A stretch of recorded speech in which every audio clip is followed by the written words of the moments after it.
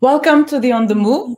Today we will look at thousands of refugees on the move in Europe who are stuck in limbo in Bosnia-Herzegovina at the doorstep of Croatia.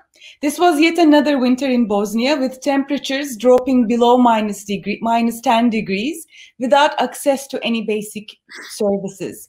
Human rights organizations and journalists have collected testimonies of hope, suffering, and violence at these borders. Today, my guests are journalist Franziska Grillmeier and documentary photographer Vincent Huygens. I'm hoping I'm telling your last name properly. Welcome to both of you. It's a great pleasure to have both of you on my program. Franziska, again. First, let me introduce you a little bit. Franziska is a freelance journalist based on Lesbos Island. Her work explores themes of EU migration policies, healthcare in conflict, and the consequences of forced displacement. She has previously studied international development and politics of conflict, rights, and justice. Her work is published mostly in German-speaking media, such as Der Spiegel, Die Zeit, but also in English in places like Guardian and elsewhere. Vincent is a documentary photographer working on contemporary social and humanitarian issues. He holds an MA degree in political science from the University of London SOAS.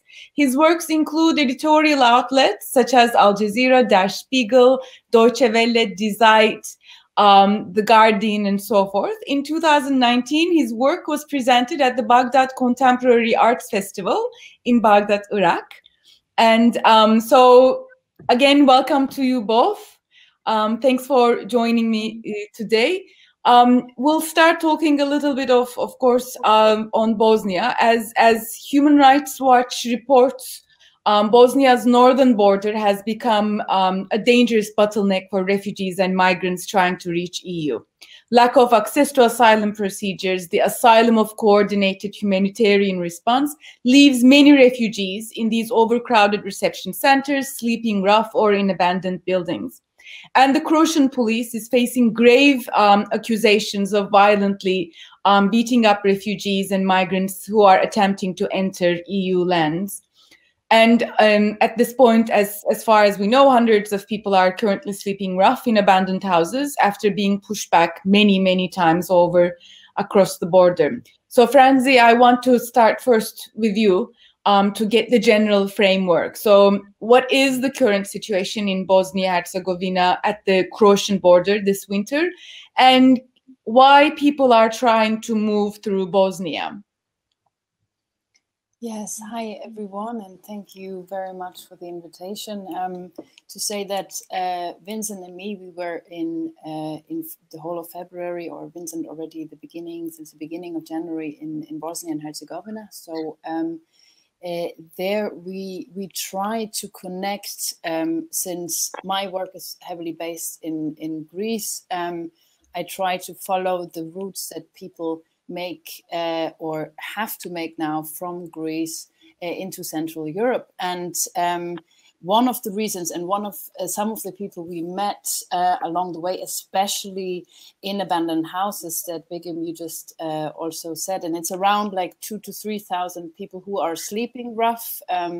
IOM estimates around 9,000 to 10,000 people in the whole of Bosnia and Herzegovina on the move. So from these approximately 3,000 who were sleeping rough, we met a lot of families in one village in the north of Bosnia. And they were basically ending up there because most of them had passed already through the island of Lesbos or other, again, islands in Greece, and then were either accepted with their asylum or not, but faced basically no future in Greece, and decided to continue their journey, to continue through the snowed-in mountains of Albania, through Serbia, ending up in Montenegro, and then going into Bosnia and Herzegovina. And some of these families have been there for months, some have been there for 1.5 years, trying over 50 or 60 times to get through the border.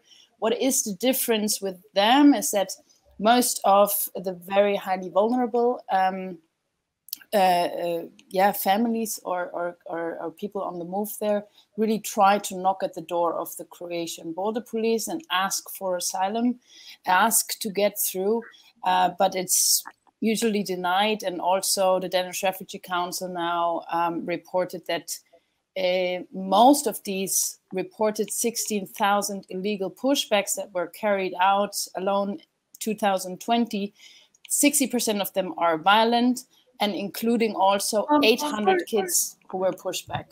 I want to talk about the pushbacks a little bit more later, but I first want to ask about like what is the current situation in general within Bosnia, and why people are moving through these routes, basically. Yeah, sorry, I was going off there already. So, I mean, at the moment, it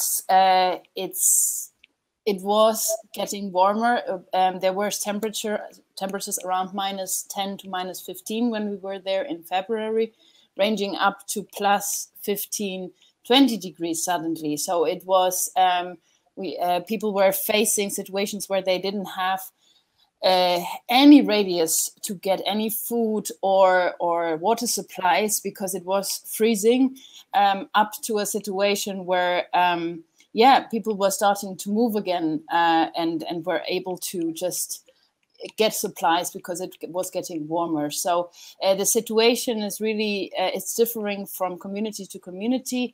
People live in abandoned houses in cities such as Bihać in the north, but then also they find shelter in forests, in abandoned houses, in villages alongside the border, where really they have to walk 1 or 2 hours in order to get to the next supermarket, and where and this is a very specialized condition for people on the move inside of Bosnia and Herzegovina. They are not allowed to be carried within a vehicle of a local person. We were not allowed, for example, also to take in an injured person who we've just seen after a pushback, for example. Like nobody is allowed to take people into the car. So everybody has to walk, and everybody has to just face these conditions completely left alone. I mean, there are international organizations on the ground, but also the support there is very... Are there camps on site, or is it mainly people living in Raf? So there is 7 camps in the whole of Bosnia and Herzegovina. So yes, there are camps. One of the most famous one was the Lipa camp, also very close to Bihać, that burned down at the end of last December. And that also the International Organization for Migration, IOM, left previously because they said they can't guarantee the safety of the inhabitants anymore. They can't guarantee the support of the people on the move inside of these camps. So what we've seen also in the last years, and what also various human rights groups report, is that the humanitarian coordination and situation on the ground, even though there are a few NGOs, but also international supranational organizations, it's not enough to support the people on the ground. Vincent, let me move on to you for a little bit since you've been waiting.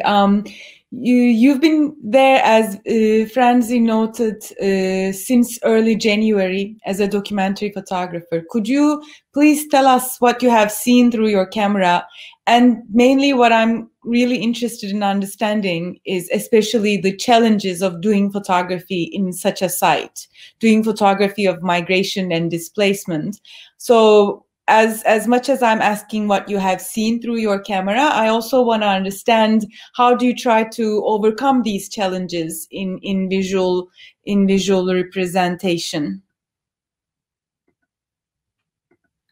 Wonderful. Thank you so much for having us, having me, and giving the opportunity to talk about this urgent issue. Yeah, as you said, I came to Bosnia at the 8th of January, actually. The initial reason was the news spark which happened when Lipa camp was closed. I mean, first it was, there were several developments taking place. First, IOM said they wouldn't work in the camp anymore during the winter because the conditions were not enough to protect the people against the upcoming cold. And then the government also closed the camp, and then it burned down, leaving 1,000 people displaced and increasing the already stressed humanitarian situation. So this was my initial reason to go there, since I've been in Lesbos in September to cover the aftermath when the camp burned down there. So I thought it's a quite interesting recurring theme that apparently now the camps burned down on the European borders. And when I came there, it was interesting because at the beginning, obviously the snow and the cold is something very visually easy to communicate. So taking pictures of people taking a shower within -10 degrees in the ice-cold river, as we said, sleeping rough in abandoned buildings while it's freezing and they just warm each other around a small fire. And I could see there was a very strong resonance to those pictures. When I published them on social media or when I talk about it, people were very much, they easily relate to it. And you could also see that also in the news, there was always this narrative of people sleeping rough in the cold conditions and in the winter. Though after a few days, I realized when talking to the people, they said, yeah, it is very difficult and it is challenging to live in those conditions, but the cold is not our problem. The winter is not our problem. Our problems are the pushbacks. Our problems is the general situation of trying to go to continue our journey and being always pushed back. And this actually made me decide to stay in Bosnia, because I realized it's not about the winter. The crisis is something different. So that's why I stayed until, yeah, almost then 2 months to document also the beginning of the so-called game season. Game season is the expression the people on the move use to describe their attempts to cross further into Europe. Yeah, and the challenges of documenting those places or those circumstances, I think it's migration and displacement is a difficult topic to, or let me say it like this. On the one hand, it's a easy topic to visually document, because it's of course very visual, strong images. People on the move, walking with their bags, people sitting around the fire, people maybe in conflict with authorities, in conflict with the police. So it's strong visual images, though the question is, do those images really transmit what is actually happening on the ground?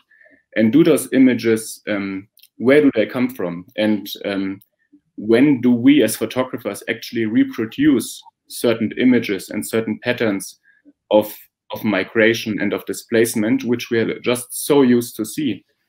And this is a question which is always in my mind when I work within those contexts. And I think it's very, very important to take a step back and to think about what's the reason for the situation as it looks. And especially in Bosnia, it's very easy to reproduce those images of emergency and of stress, though it can also very easily end that you don't ask, okay, but why are those people living in such conditions? Why are people forced to sleep rough? Why are people forced to walk through the winter carrying their babies, walking with their minors, and being in conflict with the police? So I think it's always important to create images which enable the viewer to also question what they see and basically push the viewer to ask themselves, okay, but why does it look like this, right? And I think portraits, for example, are a very strong way to offer this opportunity. It's very important to really focus on individual stories and focus on individual people rather than photographing groups. Because with groups, we always have this narrative, okay, refugees are coming to Europe. It's always a group of people coming, so there's always certain also xenophobic and yeah, that always risks a lot of, especially in European imaginary. This mass movements have always stirred very discriminatory and hate oriented discourses, that they are coming en masse in large numbers. But on the other hand, I think these are also very important to see visually represented, the way that because these things are happening in Europe. So it is important that these images get circulated and presented as well. On that note, I'm going to go back to Franzi a little bit. And because one of the reasons that I'm doing this program here is because most people overall, what's been happening in Bosnia for the last few winters hasn't been on the main news. Even Greece and Lesbos have occupied the mainstream media relatively more than what has been going on for the last few years in Bosnia-Croatia border. And despite the fact that human rights organizations are reporting the pushbacks, the human rights violations, the conditions that these almost 10,000 people are forced to live in Bosnia without any access to basic asylum procedures, I want to be able to underline and make this part of the mainstream discussion. And also in Turkey, it is a very remote area as well. It is not part of the discussion in Turkey. But here I want, because you've also interviewed people who were being pushed back, I want to ask you about this situation, because especially after 2015, what we have seen mainly is the closure of the internal borders of Europe. And we started to see very brutal pushbacks at the borders of Hungary, Serbia, Croatia, now in Greece at both the land and sea borders more. So we also see that there are a lot of young men at these borders who are being pushed back, but more and more I see also reports of a lot of families being pushed back, and we read that the children with the families are forced to watch their parents being severely beaten up and humiliated.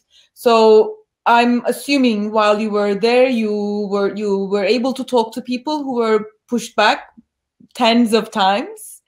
What are their stories, and why are they trying to relentlessly cross these borders despite these violent attacks?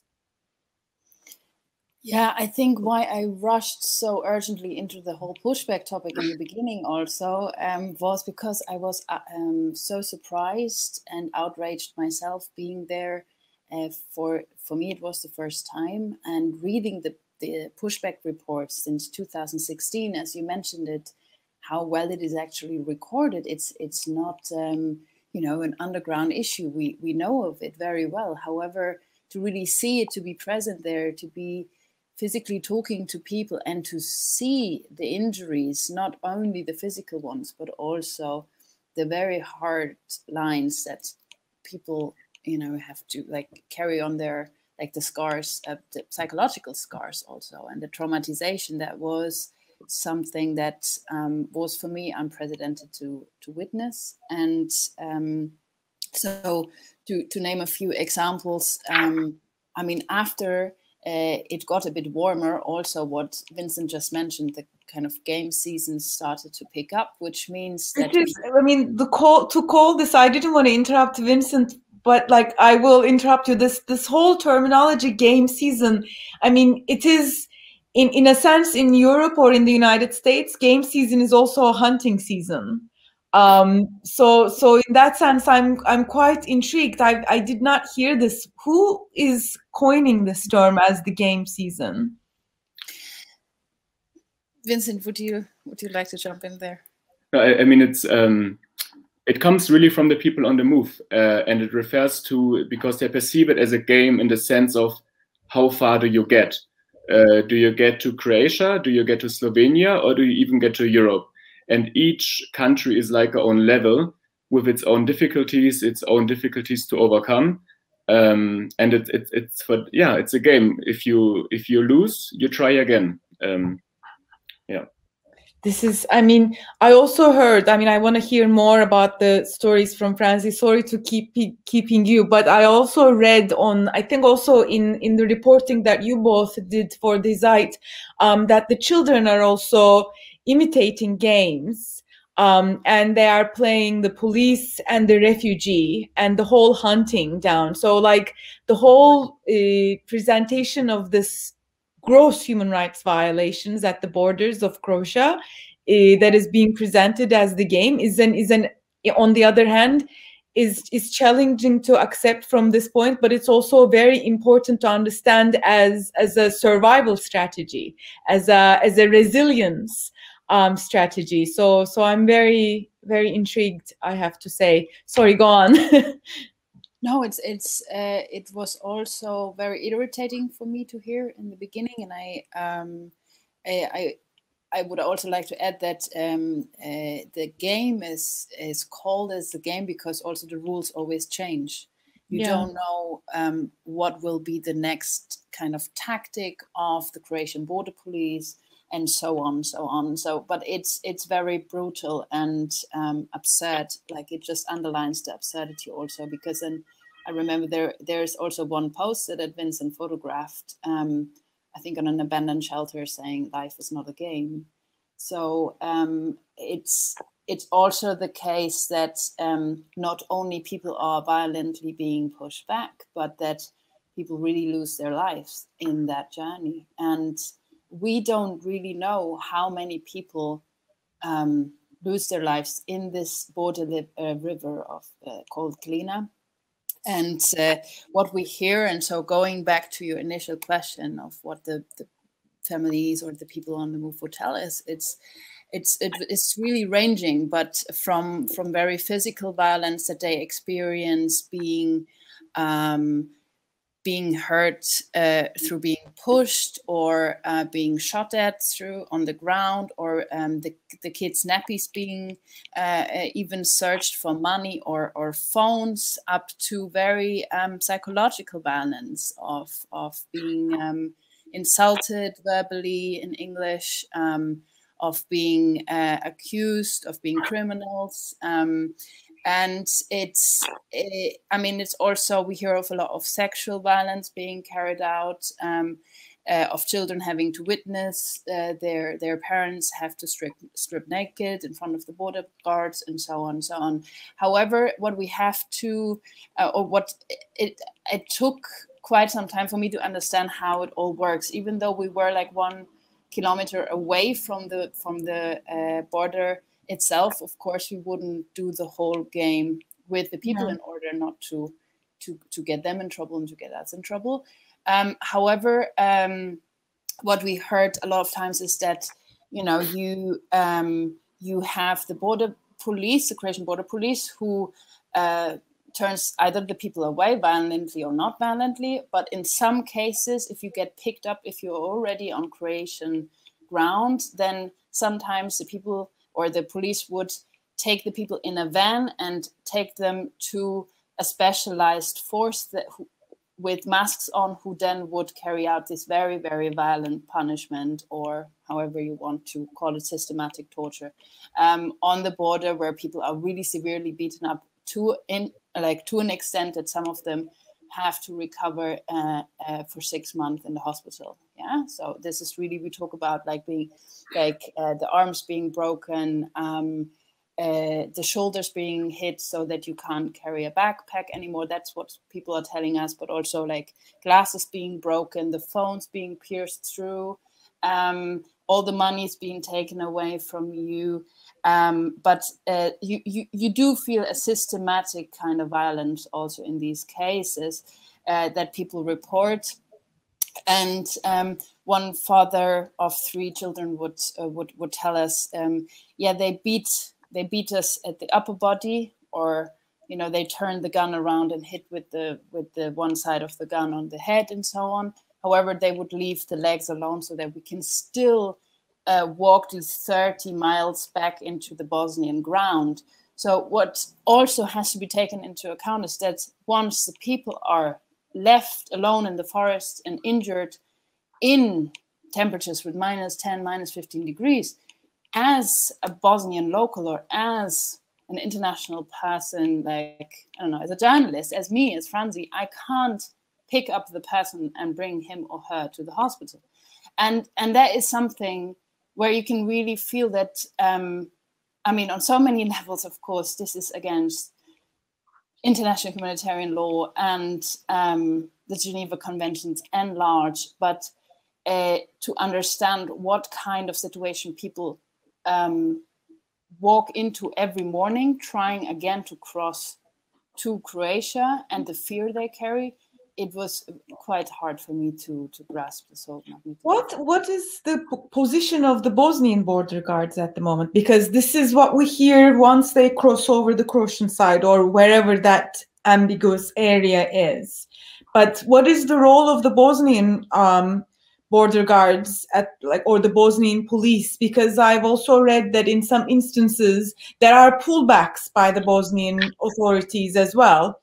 But how is the relationship, especially when we compare it to, let's say, maybe Evros from the Turkish-Greek or the Bulgarian-Turkish borders?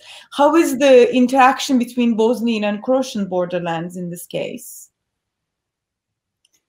Yeah, so what we witnessed a few times was also when we were in these villages, suddenly you would have Bosnian police cars patrolling, checking people's IDs, checking where people were going.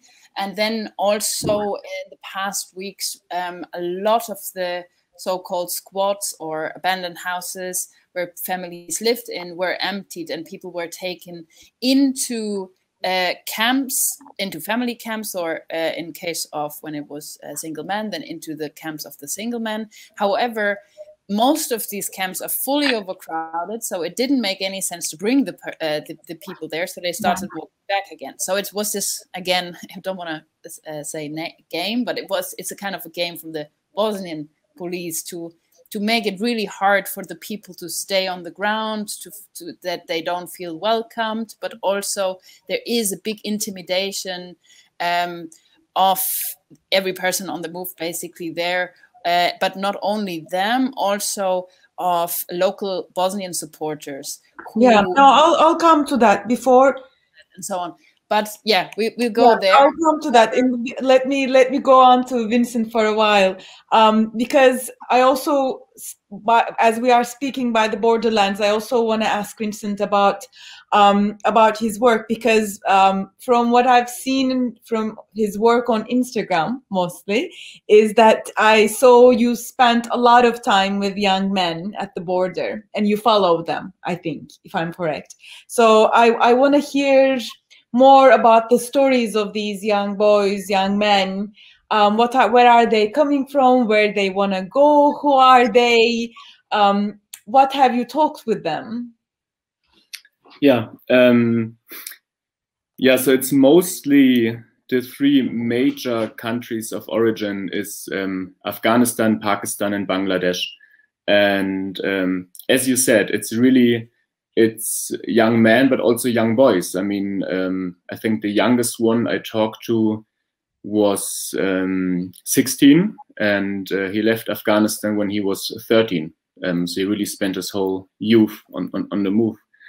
And yeah, it's a very difficult and complicated story. And there's not one story which explains the motives behind each of the people, because everyone has a different motive to leave.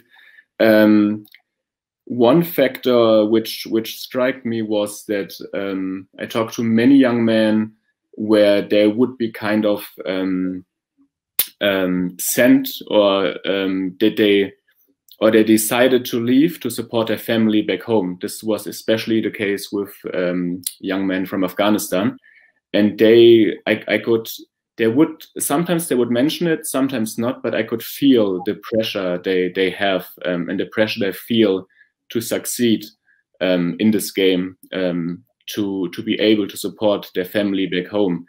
And then there's also the people from Bangladesh, which is a very new movement, because traditionally people from Bangladesh would migrate to rather the Gulf states. Though this changed in the last 3-4 years. There are several reasons for that. One is that the Gulf states is handing out less work visas as they did before, because there's this whole policy of nationalization and now giving the jobs to people from the Gulf, not people from Bangladesh. And also after the fall of Gaddafi, many Bangladeshis who worked in Libya then went to Europe. And this also caused that more people now from Bangladesh are attracted to go to Europe. Though the costs of traveling from Bangladesh to Europe are between 10 to 15,000 euro. So you can imagine a young man from Bangladesh obviously needs to take a loan. Most of the time families maybe sell land, they sell their house to invest, so to speak, in their son, that he makes the journey and then being able to make the money in Europe. So their roots are usually especially for men or families from Afghanistan, it's usually from Iran or Pakistan to Turkey to Greece and then onwards. Exactly. I assume it's quite similar for Bangladesh and elsewhere. Well, if they're coming, yeah? From Bangladesh, they fly to Istanbul and then they make the journey from Istanbul. So they don't cross from Bangladesh to India to Pakistan. They usually fly. Okay. Yeah. But then from then on, I assume they irregularly continue their journeys. Yeah. Exactly. Have you, but most of those boys you've followed, I assume, have tried many times to cross. Yeah, I think for the boys and the young men, it's a bit different than, I mean, as Francie explained, the families many times they just go to the border guard and ask if they can have asylum in Croatia, if they can cross, while the young men, they try to go on the game, take the back way, and they are enforced or they're in risk to very severe violence, not only by Croatian or Bosnian authorities, but also there are many incidents where they get attacked by Bosnians or by bandits. I mean, I followed this group of Bangladeshis, approximately around 40 people, on the way to the mountains to go on the game. And when it was getting dark, they told me, okay, now you have to leave because it's getting too dangerous, because maybe we get attacked by they called it bandits. They could not explain me who those bandits are, but I said it's very often that they get attacked and robbed, by others. And when they are traveling, I mean, the whole stories that we hear, since we're doing this work mainly in Bosnia, we're hearing of pushbacks. But if there were no successful stories, I assume there wouldn't be more trials, or maybe less. So do they have narratives of people who have been able to reach to Germany, to other Northern European countries? What is keeping them to try these brutal crossings? Yeah, I mean, as you said, there's always this one story of a person who succeeded, and if you're in such desperate conditions, you hold on to this one story, right? And I mean, I think since 2019 there was the recording of around 48,000 people coming into Bosnia, though most of the time it's around 10,000 people within the country. So many people do actually succeed in continuing their journey. And it is those stories of success which keeps people going. I remember especially one young man who, I think he holds the record in attempts of border crossings. He tried for 58 times to cross. 58 to cross into Croatia. And he was pushed back 58 times. And we met him actually 2 days before he went on his 59th attempt to cross into Croatia. And then he succeeded. And it was interesting also then to follow up his story on his social media channels, because he very much represented himself or showed his image, showed his journey in the way of, you need to believe in yourself, you need to believe in your dreams, this very self-motivating, almost advertisement language of self-empowerment that you can really manage, that you can really succeed if you believe in it. And I think this is one narrative which keeps people going. And on the other hand, it's also, I think, that many people don't see an alternative because they cannot go back. I mean, going back to Afghanistan, of course, is for security reasons not possible. And many others have the expectations from home. They have a lot of money need to pay back. So I think many are also trapped in limbo and continuing and trying to overcome the obstacles. There is always a small chance that you can make it. And I think this will,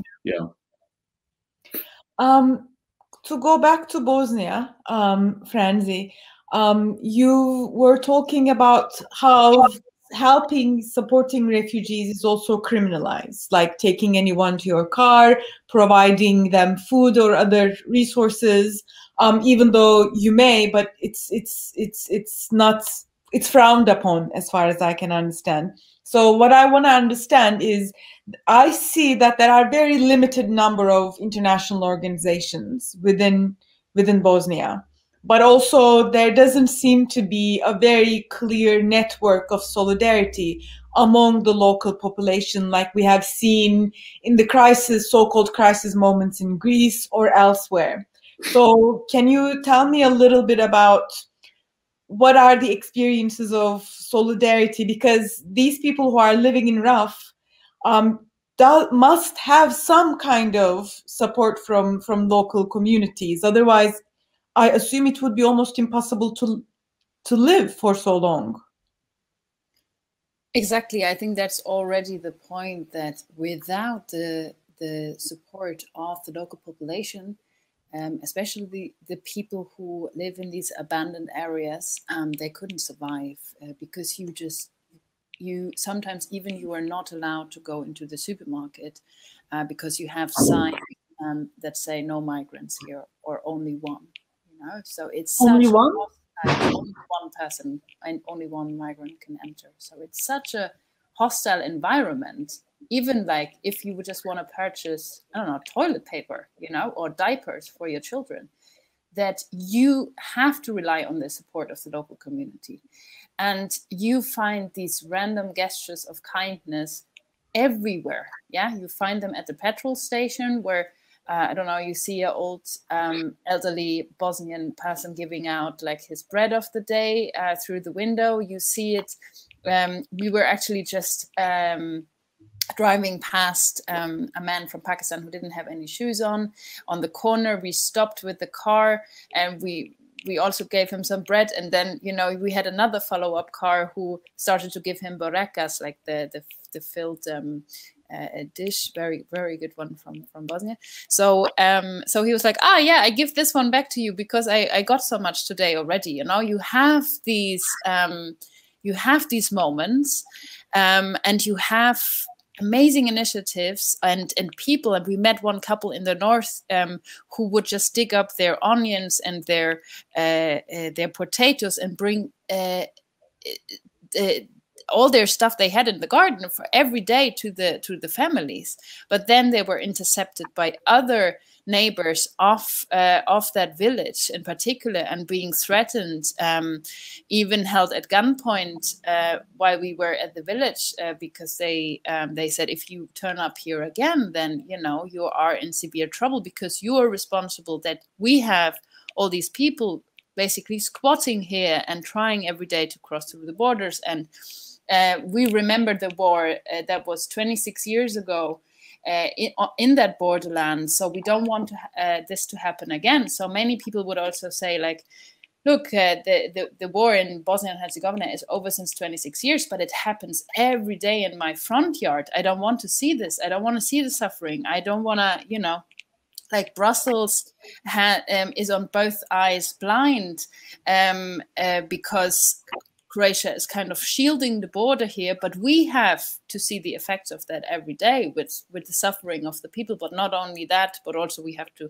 support the people because the big international organizations such as IOM and so on, they do a bit of the work, of course. However, they also are faced with some hostility because, yeah, people are skeptical of international organizations since they had their own collective trauma after the war 26 years ago. So, you know, it's so multi-layered, and there is so many layers of complexities and also of hostility within the own Bosnian community. And I think this is something that I only also being there, like I can't comment fully on it. And we just scrap the surface of how complex it really is. However, you do have a lot of people who still help and who really try their best to sustain these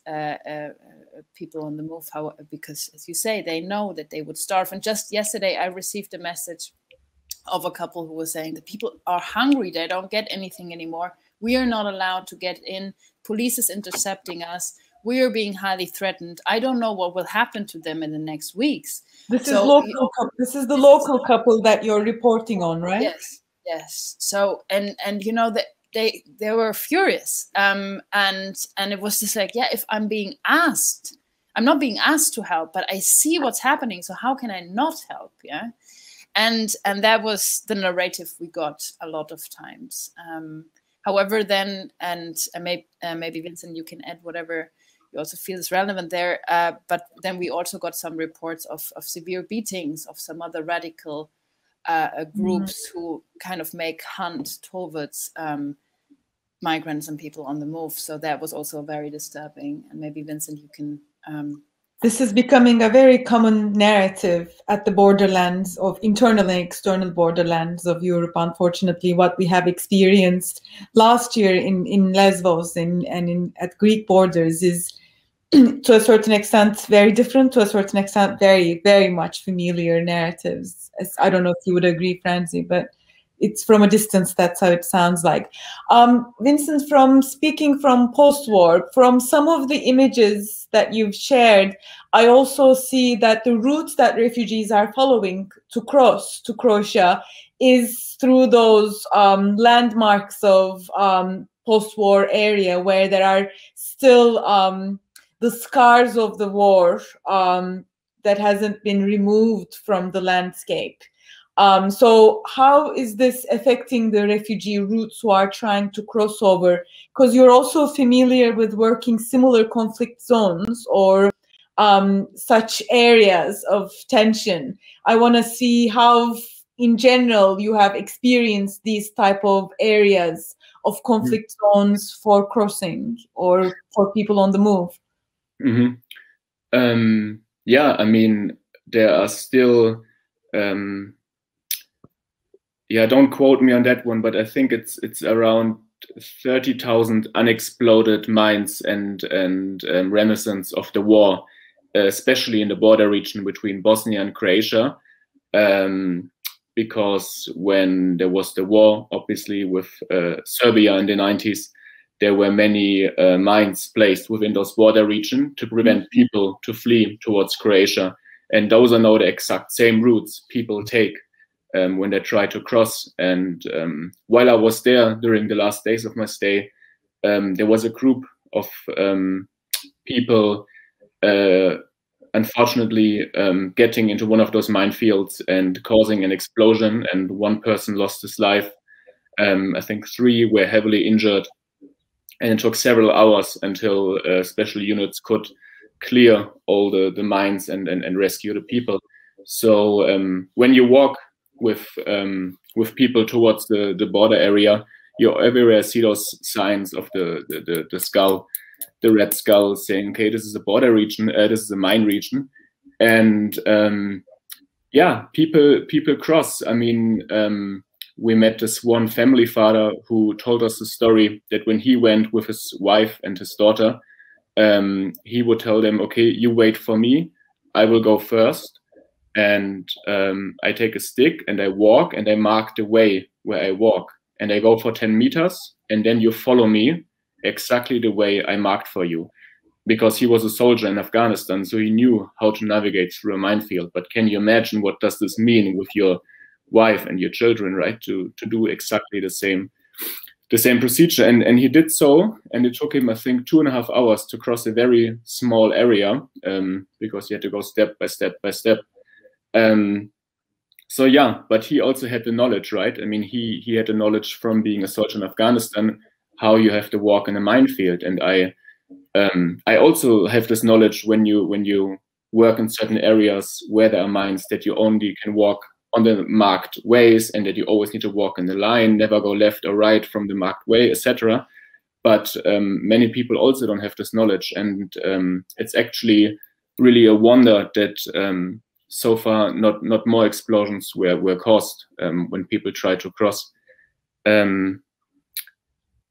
Yeah, and I think it's also another theme which kind of comes back to me while I was working in Bosnia, and I think that's also very important to highlight, is that it's important that we don't look at Bosnia as a kind of disconnected humanitarian crisis, or as kind of a single humanitarian crisis, but we need to place this within the narrative of all externalized as well as internal European borders.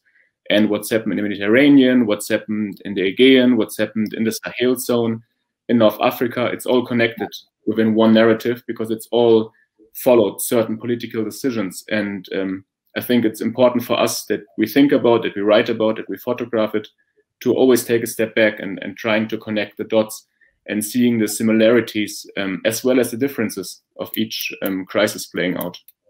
Yeah. That actually connects to my last question perfectly well, because the whole narrative of escaping from war zones to a war game to cross borders through minelands or through pushbacks, all by brutal attacks. I mean, none of these, as Franzi and I, we talk very often that we don't see a lot of hope. In a sense, we see a lot of hope with the migrants, with the refugees that we work with, that we talk to. The hope is in their hearts.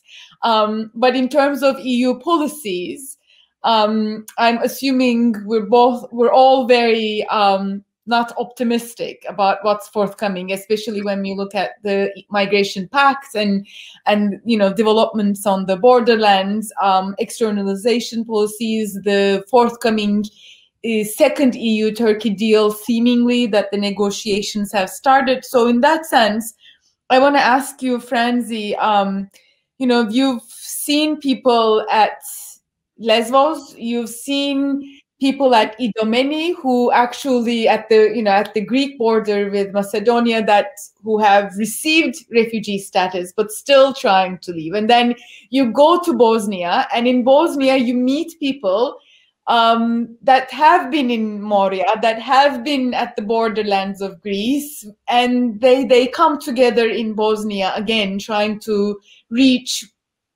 other parts of Europe with the hope of a future, basically a safe home for their families or work, education, and so forth. But overall, in most of the programs that I've done on Turkey, on Greece, and elsewhere, one of the recurring things is that these people mostly are seen as economic migrants by the EU. And the EU authorities claim that they should be returned back to where they come from because they are not they do not deserve international protection. So within that framework, from what you guys have seen in these borderlands, how do you? I mean, I know you're not fortune tellers, but what do you see? What do you expect from tomorrow? What's waiting for us? What's waiting for the refugees that are stuck in these places? Franzi, this heavy question is for you. So I think, that's a very, very important question. And also what Vince, as you said already, it connects very much to seeing the whole picture of what Vincent mentioned. And to be honest, I mean, until people don't have regular routes that allow them a safe journey to Central Europe, this won't vanish, unfortunately. So however, what struck me most, and also referring back to the point that you said, that what gives me hope in all of this was that, you know, you sit with a young writer with 19 years old on the border, and she says, she's with her family there, she's from Afghanistan, and she says, well, you know, I mean, we have to go through the fear every morning. We pack our things, we go to the border, maybe we will be violently pushed back. However, you know, this is better than being in Moria. This is better than being in the camp, because at least here I'm a traveler. I can get to know other cultures. I can get to know another language. I can decide by myself as a human being, you know, to walk this path every morning. I'm not enclosed in these camps.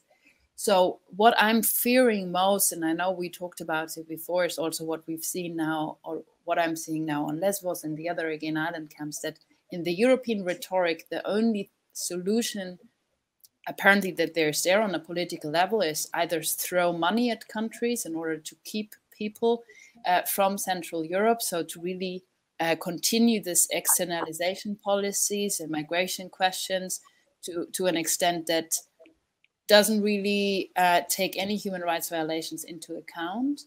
And secondly, next to the money, I mean, you can really feel that there is no political will in order to improve the situation for people moving. The only money or interest, like kind of the tech industry is booming. You have all the civilians technology, you have all the securitization technology, you have all this money going into an architecture of deterrence in a way that you see camps being built up, drones being placed in the sky and so on, and the Croatian police force also being equipped from German industries and so on. Like, this is a complete other topic. So unfortunately, what we see at the moment, and also for the future, is this very high securitization of the borderlands, even more than in the last years, while people who are being stuck in these areas really become, like part of a laboratory of how far you can go in these human rights violations. And that is very sad. However, it's not only sad, it's very outrageous. However, I'm always amazed on this humor people have, on the creativity. And after years of being in the camps, you know, to pick up your pen and to start writing. And even 2 days ago, I got an amazing piece of writing from her, who is now, by the way, also in Croatia, who made it with her family to a camp, where I was blown away how much detail she still has for her surrounding, and how she would describe the forest and the trees and this moment that she lives, and that gives me hope. Yeah. Thank you. Vincent, is there anything else you want to add before we close for a second? Because we're running out of time. No, I think Franzi summed it up perfectly. There's nothing to add. Thank you very much for joining me today. And I really want to underline that how much I appreciate both of your work in these areas, for your continued efforts to make these issues visible, with so much from your heart as well as from your intellects. So I really do appreciate and thank you for being here and for doing what you do and being there for everyone, all of us, in solidarity. So hopefully I'll see you both soon, because I miss you both very much. Thanks. Thank you. Missing you too. Until very soon. Thank you. Thanks for everyone who's been watching us. In 2 weeks, in the next program with On the Move, we'll meet again. Thank you.